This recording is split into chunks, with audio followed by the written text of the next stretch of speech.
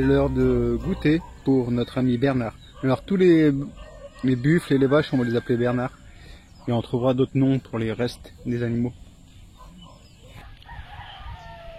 Salamat Siyan. Alors Salamat Pagé, c'est de 8h à 10h. Salamat Siyan, c'est de 10h à midi.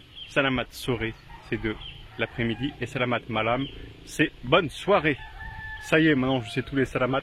Depuis le temps que je voyage en Malaisie et en Indonésie. Ça y est, ça a été intégré dans le disque dur. Donc, il y a une petite colline avec une grosse croix. C'est mon objectif de ce matin. Sauf que j'ai regardé sur Maps, mais je me suis bourré de côté. Au lieu d'aller à gauche, je suis allé à droite. Et je me suis perdu dans les rizières. Bon, c'est magnifique. L'essentiel, c'est que ça reste magnifique, ouais, c'est ce que je voulais dire. Et on va aller quand même visiter cette croix, parce qu'il y a une super belle vue sur tout Rantepao. Et cet après-midi, ce sera le marché de Pasar Bulu, le marché aux buffles, car les gens que j'ai rencontrés hier m'amènent au marché cet après-midi.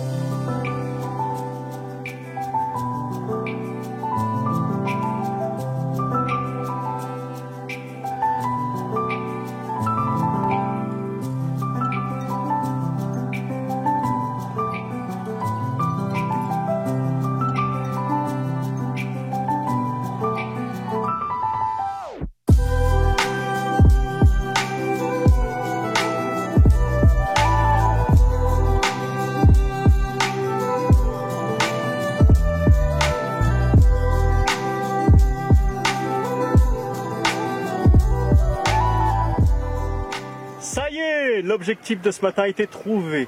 La colline s'appelle Bukit Tinggi et en haut de cette colline qui domine tout Rantepao, il y a une croix. Et je pense que nous allons voir les magnifiques rizières qui entourent Rantepao.